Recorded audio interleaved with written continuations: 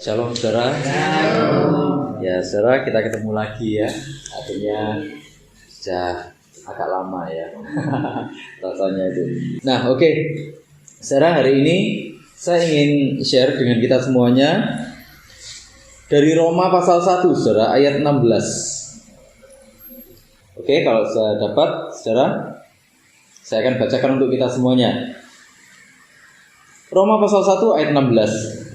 Judul perikopnya, Injil itu kekuatan Allah. Sebab aku mempunyai keyakinan yang kokoh dalam Injil, karena Injil adalah kekuatan Allah yang menyelamatkan setiap orang yang percaya. Pertama-tama orang Yahudi, tetapi juga orang Yunani. Saya stop sampai di situ. Di lain kesempatan saya akan jelaskan ayat yang ke-17 saudara.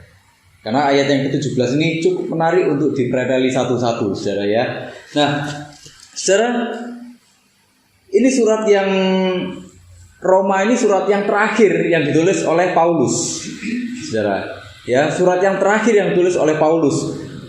Itulah kenapa kita melihat surat Roma ini secara teologis itu sangat mendalam sekali. Jadi ini kayak kesimpulannya dari semua yang sudah Paulus renungkan, semua yang sudah Paulus pelajari, semua yang Paulus kenali.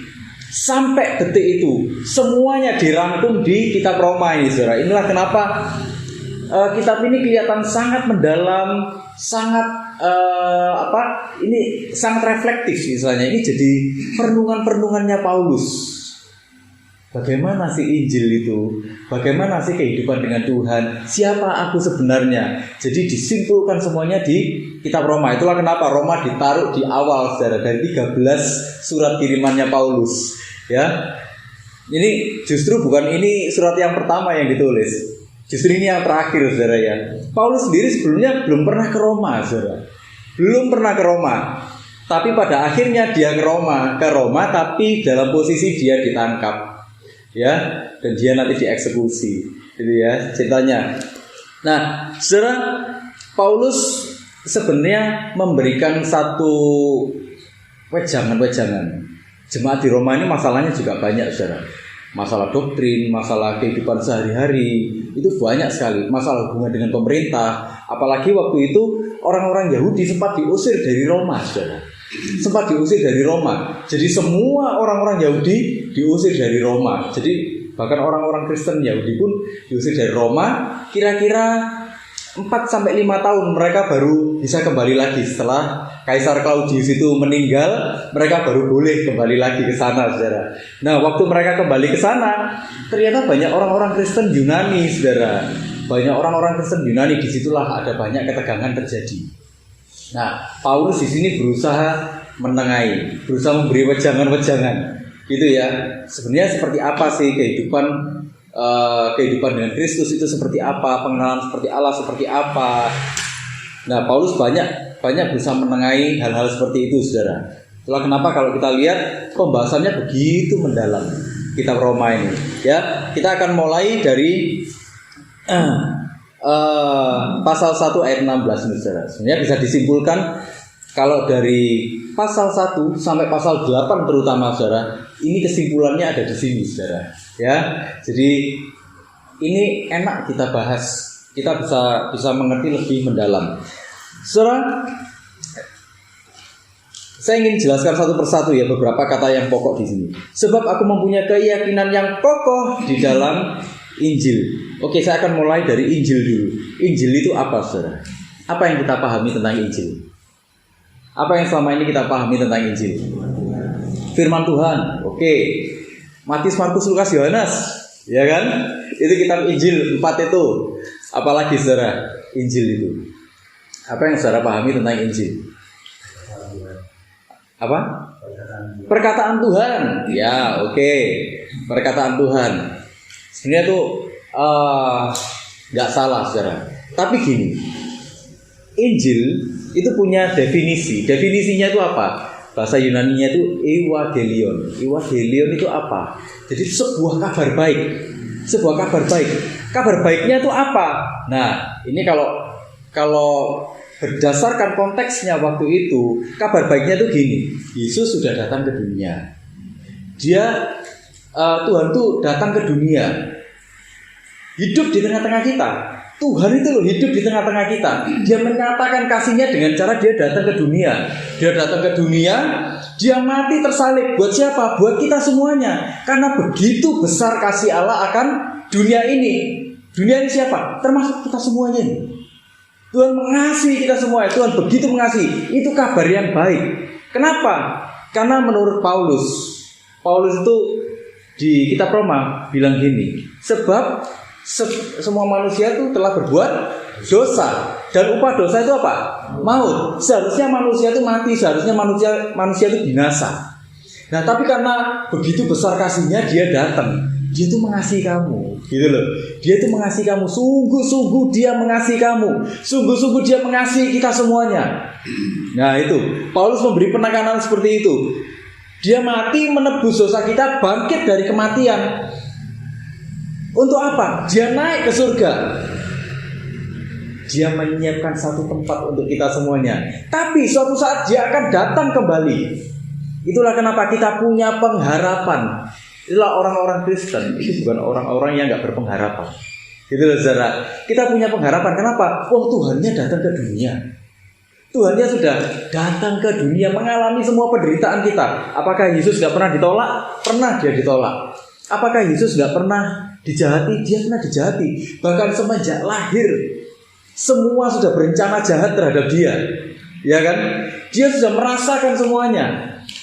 Dia pernah ditinggal sendirian. Ya, waktu Yesus ditangkap, saudara, murid-muridnya ngibrit semua, bener gak saudara? Lari semuanya. Bahkan Petrus yang sok-sokan bilang, meskipun semuanya lari, aku gak akan lari. Nyatanya dia ditanya, bukankah kamu ini salah satu dari muridnya? Apa yang terjadi? Dia lari kan saudara. Artinya apa? Paulus sudah menunjukkan Yesus, Tuhan itu, dia gak angkrik-angkrik di atas. Dia bahkan turun ke dunia, merasakan semua penderitaan kita. Bukankah dia itu Tuhan yang luar biasa? Tuhan yang turun ke lapangan, istilahnya gitu loh saudara. Ya, Tuhan yang turun ke lapangan, merasakan semua penderitaan kita, mati bagi kita. Dia seharusnya nggak layak mati, tapi dia mau mati bagi kita. Matinya bagaimana? Matinya dihina. Kita nggak ada saudara ya, ketemu sama orang kita kapan hari kayak ke penghiburannya Mak Nyo gitu ya. Wah, kita mengenang Mak Nyo, baik ya Mak Nyo gitu. Tapi apa yang terjadi dengan Yesus waktu itu saudara? Ya, mati disalib, ditelanjangi. Salib itu hukuman yang paling hina waktu itu saudara. Dia diperlakukan seperti kriminal kelas berat. Ya, dia disalib, dia ditelanjangi, telanjang bulat Yesus itu saudara. Kalau kita lihat di patung-patung ada cawatnya saudara, ada kainnya. Kalau sungguhan ini saudara ya, kalau yang beneran asli di sana, nggak ada apa-apanya, bener-bener telanjang bulat saudara. Bukankah dia itu sungguh-sungguh dihina? Kalau kita merasa kita dihina orang, dia sudah lebih dulu dihina saudara. Dihina sampai habis-habisan. Dia merasakan semuanya. Terus dia mati. Dia bangkit. Dia naik ke atas. Dia naik ke surga. Menyediakan tempat untuk kita semuanya. Dia bilang akan kembali lagi kedua kalinya. Dia akan datang untuk kedua kalinya. Artinya apa? Meskipun kita di dunia itu menghadapi berbagai-bagai penderitaan, berbagai-bagai pencobaan, tapi kita punya pengharapan. Kita punya pengharapan ada Tuhan yang akan terus bersama-sama dengan kita. Ada Tuhan yang akan kembali untuk kita. Ada Tuhan yang tidak akan pernah meninggalkan kita. Itu sebuah kabar baik gitu loh. Itu sebuah kabar baik. Itulah kenapa kalau di bahasa Indonesia saudara dibilang keyakinan yang kokoh, sebab aku mempunyai keyakinan yang kokoh. Saudara, dalam bahasa aslinya itu bukan keyakinan yang kokoh sebenarnya. Dalam bahasa aslinya itu dibilang gini, epaiskunomai, artinya apa? Malu. Bahasa Inggrisnya ashamed. Itu KJV versi King James Version itu lebih dekat ke arti sesungguhnya. Aku tidak malu akan Injil itu. Aku tidak malu. Orang malu itu kalau apa saudara? Orang malu itu kalau gini, definisinya malu ya, ashamed itu ya, merasa sangat malu, hina, saya itu rendah gitu ya, bersalah, merasa sangat malu terhadap seseorang. Kalau kita ini dihubung-hubungkan dengan seseorang, misalnya saya dibungkuk-bungkuk dengan orang namanya misalnya sebut aja namanya B gitu saudara ya, sebut saja namanya B. Saya malu kalau dibungkuk-bungkuk sama B itu kenapa? Karena kelakuannya tuh hina, karena kelakuannya tuh gak karu-karuan, karena dia ini bejat, karena dia ini pelaku kriminal, pelaku pemerkosaan, pencuri, koruptor dan sebagainya. Itu saya pantas malu. Oh gitu ya. Tapi Paulus bilang aku tidak malu, gitu loh. Aku tidak malu karena Injil. Ya, artinya apa? Kalau kita malu, dia cacat. Paulus bilang aku tidak malu terhadap Injil. Artinya apa? Paulus mengakui Injil yang kekuatan Allah itu, Injil yang ada sebuah kabar baik, kabar bahwa Allah mengasihi kita sungguh-sungguh, bahwa kita punya pengharapan di dalamnya. Itu nggak kaleng-kaleng. Itu bukan palsu. Itu bukan Injil yang itu bukan sesuatu yang cacat. Itu bukan sesuatu yang secara moral itu gak bisa dipertanggungjawabkan. Itu bisa dipertanggungjawabkan. Itulah kenapa aku gak malu. Saudara, kalau kita baca di 1 Korintus ya saudara ya, saya akan bacakan untuk kita semuanya. 1 Korintus 1 ayat 23. Dibilang gini Paulus,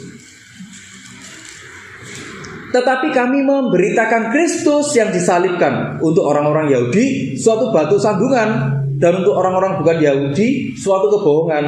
Nah, itu juga yang terjadi di jemaat Roma. Waktu itu, saudara, ini ceritanya. Untuk orang-orang Yahudi, Yesus yang disalibkan itu, Mesias kalau disalibkan, itu sesuatu yang sangat hina, saudara. Itu sesuatu yang sangat hina. Bayangkan raja kok disalib gitu loh, raja kok ditelanjangi. Itu bagi orang-orang Yahudi. Tapi bagi orang-orang Yunani, mana mungkin mati terus bangkit? Gak ada. Kematian orang mati bangkit itu gak ada. Itu kebodohan menurut orang Yunani. Tapi Paulus menunjukkan, kapan hari kita sudah bahas saudara ya, bagaimana kebangkitannya Kristus, bagaimana kelahirannya. Mulai dari kelahirannya ini, itu sudah disaksikan sama ratusan orang. Kehidupannya disaksikan ratusan orang, kematiannya disaksikan ratusan orang, kebangkitannya dan kenaikannya disaksikan. Paulus bilang apa? Kurang lebih setidaknya 500 orang menyaksikan bagaimana Yesus bangkit. Artinya apa? Kita nggak perlu malu gitu loh. Kita nggak perlu malu. Pengharapan kita kepada Tuhan itu iya, amin, sungguh-sungguh nyata gitu loh. Allah mengasihi kita itu sungguh-sungguh. Dia rela datang ke dunia berkorban untuk kita. Itu sungguh-sungguh. Makanya kita nggak perlu malu dengan itu. Oh gitu, Paulus bilang gitu. Makanya ya sebenarnya terjemahan yang tepat itu bilang gini, sebab aku tidak malu terhadap Injil. Gitu. Aku tidak malu terhadap Injil karena Injil itu sungguhan. Dia Tuhan datang ke dunia. Itu sungguh. Disaksikan banyak orang kehidupannya, kematiannya, kebangkitannya, kenaikannya disaksikan sampai ratusan orang. Hukum aja butuh 2 orang saksi aja kan saudara supaya sah. Nah ini ratusan orang, apa nggak lebih dari sah ya saudara, bahwa dia sungguh-sungguh mengasihi kita, ayo. Ya kan? Makanya kalau ada orang merasa nggak dikasihi saudara, kalau ada orang merasa nggak dikasihi, ayo datang lagi sama Tuhan. Pandang Tuhan, Dia mengasihi kita. Kalau kita baca Injil, baca Injil dulu aja. Gak usah baca dari Kejadian sampai Wahyu dulu. Baca Injil aja. Bagaimana Yesus, Allah datang ke dunia menyentuh hidup banyak orang. Kita akan tahu betapa Dia itu sungguh-sungguh mengasihi kita. Kita gak pernah sendiri, saudara. Gitu loh ya. Nah itu yang dimaksud dengan tidak malu. Itulah kenapa Yesus itu gak cacat secara moral. Injil itu gak cacat. Injil itu bisa dipertanggungjawabkan. Kasihnya itu bisa dipertanggungjawabkan. Saudara kalau kita lihat saudara ya, di kisah menjelang kebangkitannya Yesus itu kan sampai kuburannya itu kan sampai dijaga, ya kan? Sampai dijaga sama tentara-tentara. Untuk apa? Untuk memastikan mayatnya nggak dicuri. Terus murid-muridnya bilang dia sudah bangkit. Tapi apa yang terjadi saudara? Bangkit sungguhan kan? Bangkit sungguhan artinya apa? Kita punya Tuhan yang sungguh-sungguh hidup. Itu loh kenapa nggak perlu malu. Kita mengakui Tuhan. Itu nggak perlu malu. Gitu, saudara ya. Nah, oke, terus saya akan lanjut. Karena Injil, ya, karena kabar baik itu, kabar bahwa Dia mengasihi kita, kabar bahwa Dia sudah naik, artinya Dia adalah pengharapan kita itu adalah kekuatan Allah. Wah, adalah kekuatan Allah. Kekuatan Allahnya apa? Kekuatan Allah itu dinamis. Dinamis ini apa? Itu kuasa yang memang ada di dalam itu, di dalam kabar sukacita ini, saudara. Di dalam kabar baik ini, itu ada kuasa Tuhan. Kuasa apa? Kuasa apa? Kuasa yang mengubahkan. Gitu loh. Kuasa yang mengubahkan.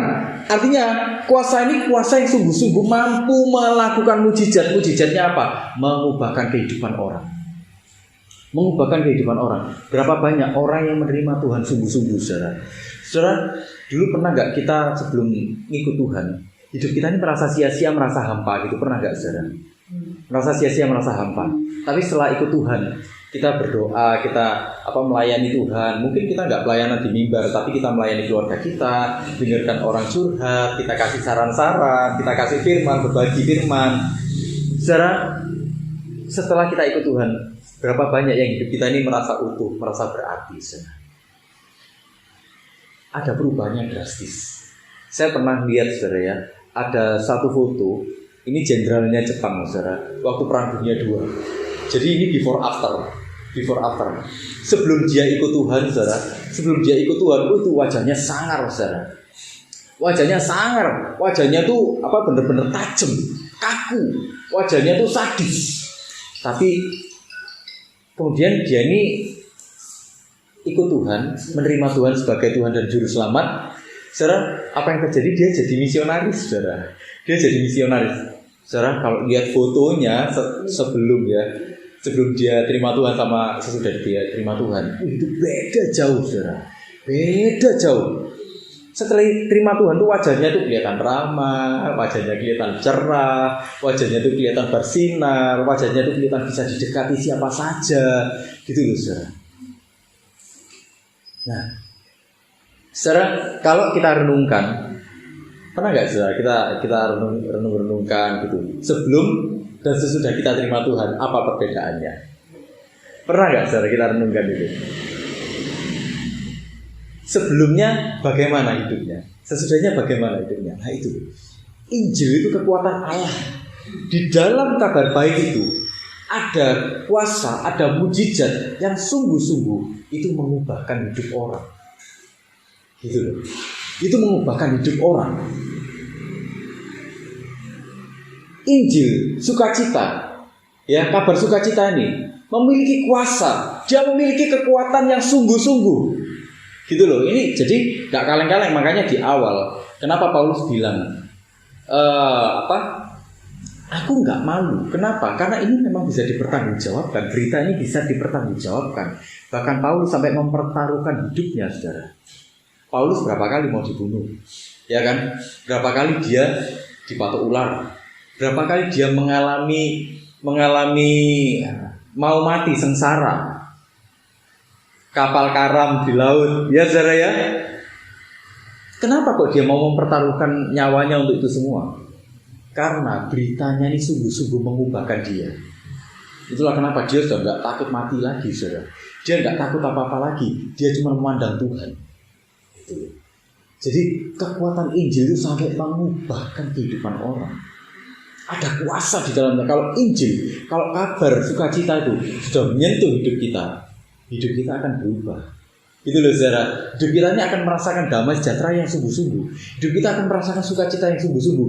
Kita benar-benar tahu bahwa hidup kita ini berharga. Kenapa? Karena Tuhan itu loh. Tuhan yang katanya itu di atas maha kuasa rela turun ke dunia, memakai bahasa kita loh, hidup sehari-hari seperti kita loh. Ada nggak, saudara, Tuhan yang seperti itu selain Tuhan kita? Ada nggak? Nggak ada, ya, saudara. Ada nggak? Dia nggak cari untung loh, saudara, ke dunia ini. Dia disiksa kok, dia dihina kok. Ada nggak yang seperti itu? Nggak ada kan? Cuma untuk apa? Karena begitu besar kasih Allah akan dunia ini.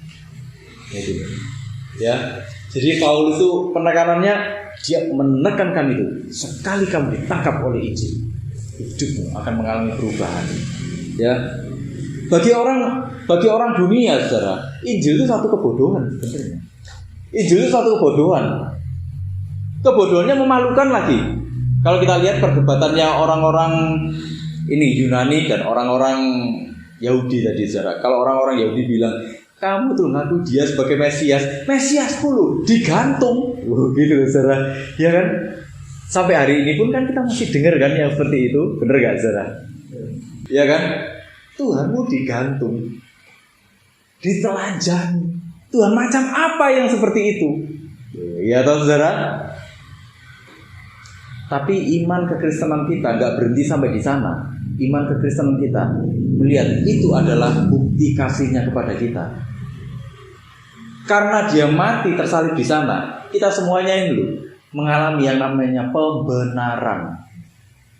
Kita semuanya dibenarkan, kita harusnya binasa, tapi kita hari ini enggak. Kita enggak binasa, kenapa? Karena kita dibenarkan oleh pengorbanannya Tuhan. Bukankah kasih yang luar biasa? Firman Tuhan bilang gini kan saudara, tidak ada kasih yang lebih besar daripada kasih seorang yang menyerahkan nyawa untuk sahabat-sahabatnya. Benar gak saudara? Dia membuktikan itu. Dia gak ngomong kosong. Itu loh. Orang berpikir, Tuhan kok disalib, Tuhan kok digantung. Tapi itu baru yang pertama loh. Belum dia mati, terus dia bangkit, terus dia naik, dan dia akan datang kedua kali. Iya tahu saudara? Nah itu loh kenapa kita tuh mesti yakin apapun yang kita hadapi hari-hari ini, saudara, apapun yang kita alami hari-hari ini, saudara, kita bisa memastikan bahwa dia tetap mengasihi kita. Kita bisa memastikan bahwa rencananya tetap terjadi dalam hidup kita. Kita bisa memastikan, karena itulah kita punya pengharapan yang teguh. Ada lagi orang berpikir, hidup menyenangkan Tuhan, tapi kok masih seperti ini, dicela. Ya kan, bener gak saudara? Hidup menyenangkan Tuhan loh, tapi gak dihargai. Ya kan? Ada yang merasa seperti itu kan saudara? Hidup bagi Tuhan, melayani Tuhan, gak dihargai. Saudara, apakah Yesus pernah gak dihargai? Sering. Ya kan? Sering gak dihargai dia. Saudara, waktu Yesus menyembuhkan orang kusta, saudara, waktu Yesus menyembuhkan orang kusta, berapa yang kembali, saudara? Ya kan? Sebagian besar 80% meninggalkan Tuhan. Benar gak saudara? Apa itu bukan satu pelecehan saudara? Gak ada terima kasihnya loh. Maaf kata ya, itu kurang ajar. Iya gak saudara? Yesus dikurang ajari kayak gitu loh saudara. Dia sudah pernah merasa tidak dihargai seperti itu. Dia sudah merasakan semua yang kita rasakan. Oh ya saudara ya. Tapi apa yang terjadi? Dia menerima semuanya dengan lapang dada. Menerima semuanya dengan lapang dada. Dia menunjukkan kasihnya. Dia menunjukkan bahwa kasih itu mengubahkan kehidupannya orang. Nah itu loh. Ya saudara. Jadi secara banyak orang itu merasa Injil itu gak penting. Injil yang sesungguhnya itu, Injil yang kabar baik yang sesungguhnya adalah, oh Tuhan sudah datang, segala sakit penyakit kita sudah ditanggung sama Tuhan. Ya sudah, kita berdoa minta sembuh pasti sembuh. Lah kalau nggak sembuh, atau minimal belum sembuh, atau sembuhnya lama, ya kan? Terus bagaimana? Kadang orang merasa, enggak, Tuhan berarti nggak mengasihi aku. Enggak saudara, bukan seperti itu. Bukan seperti itu. Kalaupun Tuhan mengizinkan belum sembuh, tapi Tuhan akan kasih kekuatan. Kalaupun Tuhan mengizinkan masih lama nak prosesnya, tapi Tuhan akan kasih kekuatan yang kita butuhkan untuk melewati semua proses itu. Itu loh saudara. Ya, jadi Injil ini nggak kaleng-kaleng. Kenapa orang di dunia membenci nilai Injil seperti yang diberitakan Paulus? Karena Injil yang diberitakan Paulus itu nggak ada nilai ekonomisnya. Gitu loh saudara. Nggak ada nilai ekonomisnya. Orang tuh suka segala sesuatu yang memuaskan egonya. Doa langsung dijawab. Doa minta mujizat langsung dijawab, dikasih mujizat. Orang suka yang seperti itu. Padahal semakin kita dewasa dalam Tuhan, semakin kita mengalami banyak proses. Gitu loh. semakin kita didewasakan sama Tuhan. Gitu loh saudara ya. Injil sejati itu bukan untuk memuaskan ego sebenarnya. Injil sejati itu membuat kita memandang Tuhan. Injil sejati bukan memandang apa keinginan kita. Injil sejati membuat kita memandang apa yang Tuhan inginkan. Gitu loh saudara. Tapi masalahnya itu gak disukai sama orang-orang di dunia. Itulah kenapa orang-orang di dunia masih suka hidup liar saudara. Ya kan? Hidup liar. Datang ke gereja kalau pas butuh. Datang sama Tuhan kalau pas butuh. Gak butuh, ya gak usah datang sama Tuhan. Nanti aja kalau bangkrut, atau nanti aja kalau sakit keras, ya baru cari Tuhan. Kalau sudah gak punya apa-apa, baru cari Tuhan, ya kan? Kenapa? Karena dia mau bargaining sama Tuhan. Tuhan, kalau engkau sembuhkan aku, nanti aku akan melayani engkau. Terus, saudara, saya itu banyak konseling orang yang kayak gitu, saudara. Banyak. Tuhan, kalau aku dipulihkan dari keuanganku ini, kondisi ekonomiku sekarang, aku akan mencari engkau sungguh-sungguh. Aku mau pelayanan Tuhan. Wah, kayak gitu.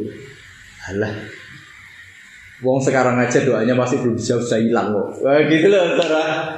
Iya kan, itu orang dunia, gitu loh. Itu orang dunia menghargai Injil seperti itu. Tapi Paulus mengajarkan kita Injil yang sejati, memandang Tuhan, memandang keinginannya Tuhan. Kenapa? Dia sungguh-sungguh mengasihi kita kok. Itu loh saudara. Mengasihi kita. Saudara, contohnya paling gampang gini. Saudara, waktu kita menghadapi kesulitan, saudara mungkin kita gini saudara. Siapa di sini yang nggak pernah menghadapi sakit penyakit saudara? Nggak ada ya. Semua pernah menghadapi sakit ya. Ada yang agak parah saudara sakit penyakitnya? Ada ya. Tapi apa yang terjadi saudara? Pernah nggak Tuhan nggak sertai? Contohnya gini.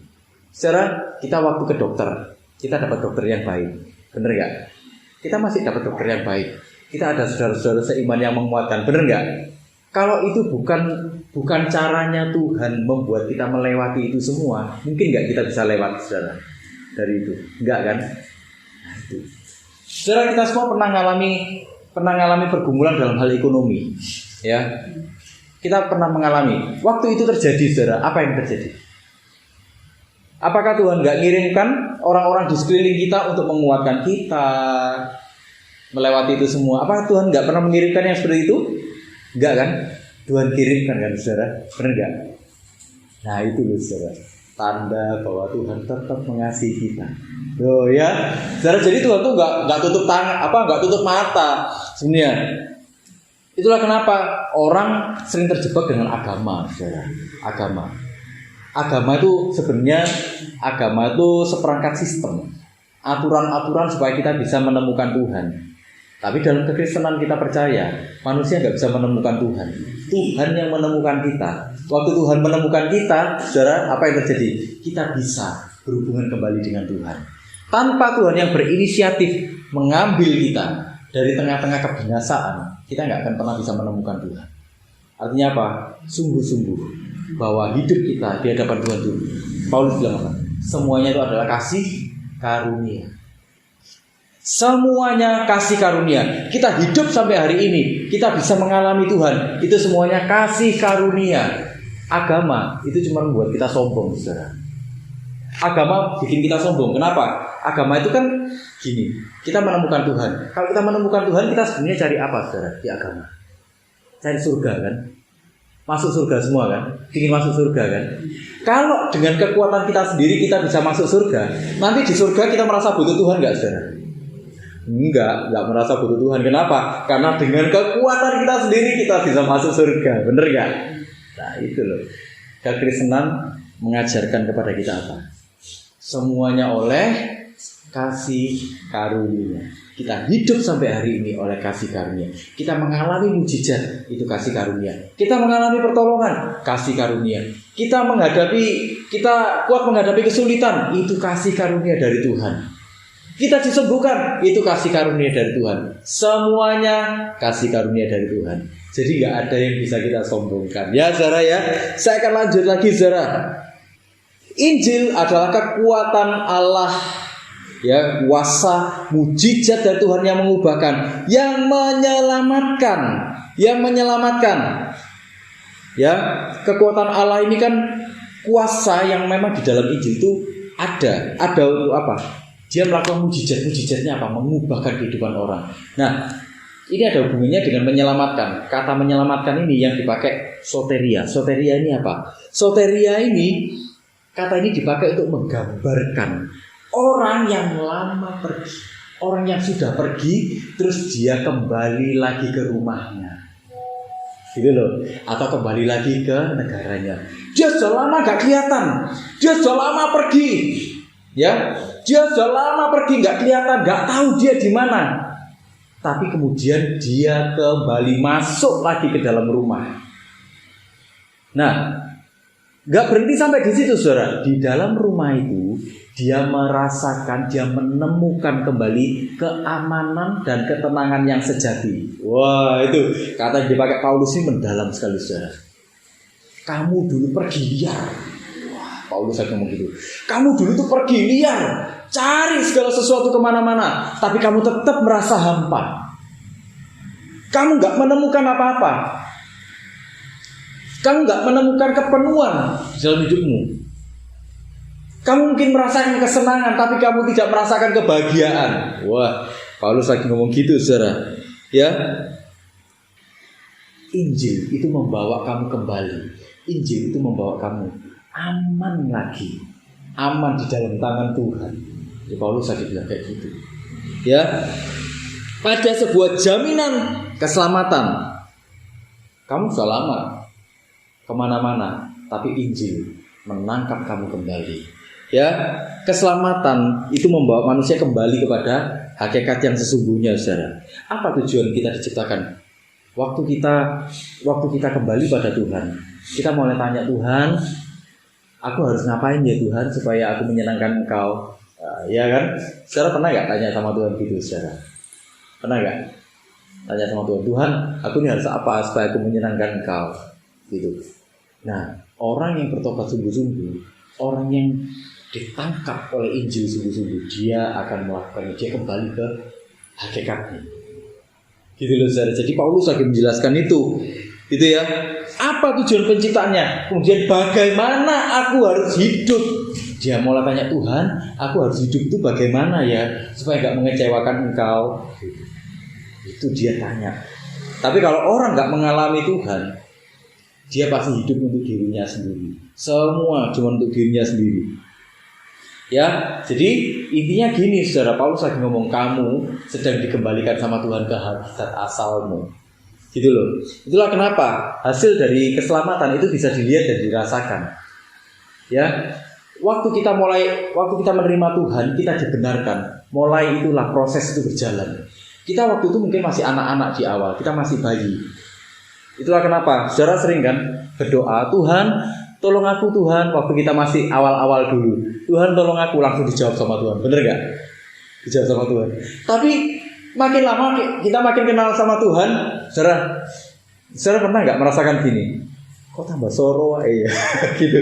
Kok doa tambah gak dijawab-jawab gitu? Pernah gak ngerasakan kayak gitu, saudara? Itulah yang namanya kita lagi diproses sama Tuhan. Apa yang terjadi? Apa yang tidak berkenan sama Tuhan dilepas semuanya. Sudah dilepas semuanya sama Tuhan. Saudara, puncak. Itulah kenapa dibilang gini, menyelamatkan setiap orang yang percaya. Percaya itu bagaimana? Percaya itu artinya dia sungguh-sungguh menyerahkan hidup kepada Tuhan. Saudara, waktu kita diselamatkan, waktu kita percaya, artinya hidup kita sudah menyerahkan hidup kita sepenuhnya pada Tuhan. Saudara, ayo kita renungkan. Hari ini kita sudah sekian lama hidup sebagai seorang Kristen. Apakah kita sudah menyerahkan semuanya sama Tuhan? Nah, itu yang perlu kita renungkan. Apakah kita masih ngalami, aku malu. Saudara, kata iman yang dipakai di sini, yang dipakai sama Paulus itu dia itu kayak orang yang ini lagi pakai kuda-kuda, gitu loh, saudara. Lagi pakai kuda-kuda. Itulah kenapa dia disenggol, dia nggak jatuh. Dia disenggol, dia nggak goyang. Kenapa? Karena dia pakai kuda-kuda. Gitu loh. Nah, saudara, Paulus bilang, kamu jangan malu. Teruslah hidup menghayati kasih Allah di dalam hidupmu. Jangan pernah malu. Itu respon pertobatanmu. Jangan pernah malu dengan itu. Gak perlu malu hidup di dalam Tuhan. Kenapa? Karena dia itu kebenaran. Justru seharusnya yang salah yang malu sama yang benar gitu loh saudara. Bukan kita yang benar yang malu sama dunia gitu loh. Tetaplah percaya, tetaplah hidup di dalam Tuhan. Tuhan mengasihimu. Dia bisa engkau jadikan tempat berharap yang sungguh-sungguh. Dia sungguh-sungguh Allah. Dia datang ke dunia. Dia tidak meninggalkanmu. Dia jadi tempatmu berharap. Oh itu saudara. Jadi ini Paulus sedang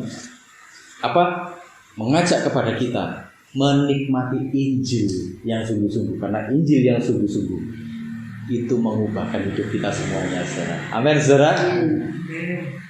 Mari kita sama-sama hidup sungguh-sungguh di dalam Tuhan. Mari kita sama-sama menikmati kasih-Nya.